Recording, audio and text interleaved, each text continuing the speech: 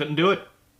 I wanted to ignore him, act like this guy just didn't exist, but there's a song on the radio, and after hearing that, I just had to talk about him. Shawn Mendes. Oh, his eyes. Back in the day, there was this popular app called Vine, and some of its most popular stars were these good-looking teenage boys known as the MagCon guys. Personally, I never understood their appeal. Okay, sure, tween girls think they look hot or whatever, but people allegedly claim they are funny. Yeah, I never laughed once at their vines.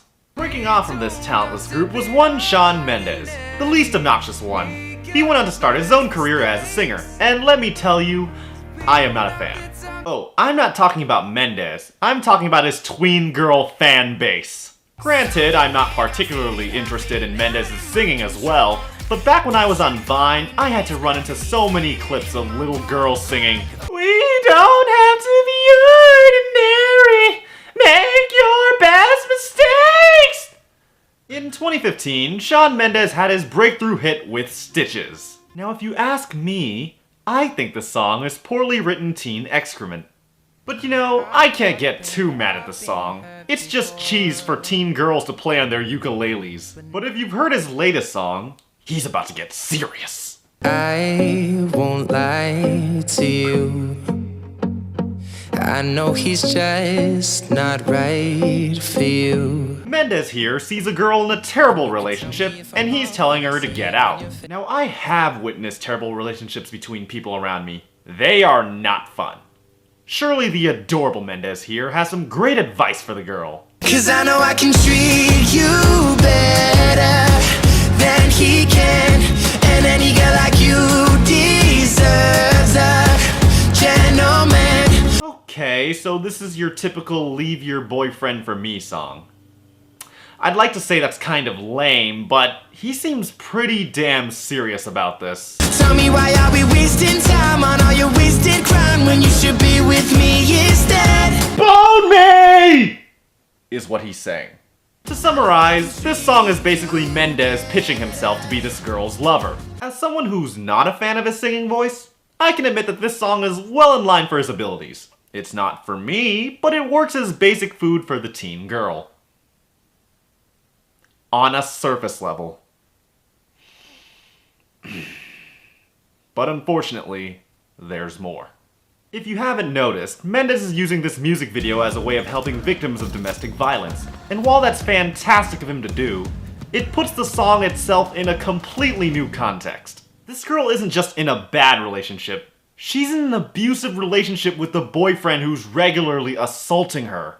In context, that justifies Mendes' insistence for the girl to leave the terrible relationship, but it completely demeans his plea for her to be with him.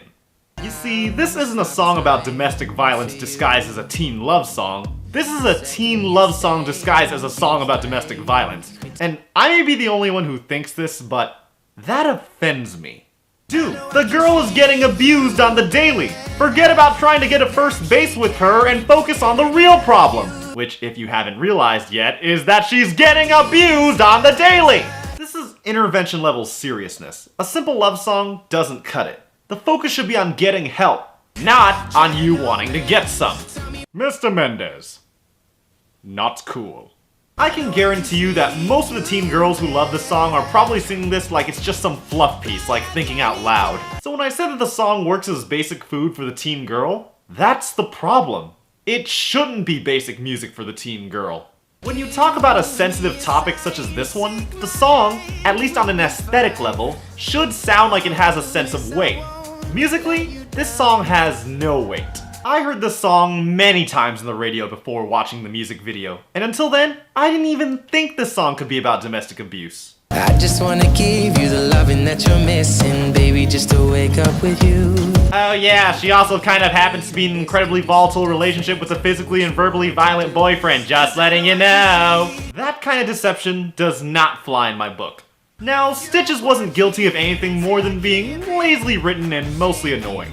But this song tries to send a moral message while mostly dismissing the real-life issues. Now, I've said in the past that a music video doesn't affect my views on a song, but what I meant was that a music video is not a determinant in how I view a song.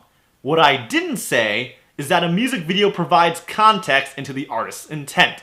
Now I can hear you say, well, what does the California Girls video have to do with California? You see, Katy Perry makes weird and colorful music videos purely meant to entertain you through its visuals.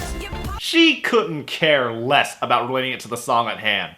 Mendes uses his music videos to clarify the tone and imagery of his songs, so he genuinely believes in the intent of his videos and that everything he's saying is so important, man! And with everything I've said so far, here's the thing. I don't think Mendes is a terrible guy. I really believe he wanted to do the right thing, but he just didn't go about it in the right way. It's ridiculous to say he's doing terrible things when his Vine buddies actually have done terrible things. But when you intend to make a song about a real-life issue, you have to have a certain level of sensitivity and awareness. Look at Lady Gaga. She made a song about rape on college campuses, and that song has tons of emotional weight. Not only does it have a great message, but it's also heavy in just the way it sounds. So how does all of this affect my thoughts and treat you better? 3 out of 10. It's bad, but I can't really say it's awful. The music isn't terrible, and I do believe Mendes' heart is in the right place. I know a lot of people actually like the song, and that I'm probably the only person on earth with this particular opinion, but some missteps were just too big for me. Even with all of my criticisms, at the very least the song's not condoning abuse. I mean, there are songs that have implied much worse. In the end, I think the guy should mostly just get some new writers. Okay, with that out of the way, I think it's time for a special treat. My Halloween special! That's right! Sometime around the end of the month, I plan to review a hit song from this year. And since people love to dress as villains for Halloween, it would only make sense for me to review a song from the Suicide Squad soundtrack. So get ready for some thrills, cause let me ask you this. Do you think you know what's coming? I doubt it.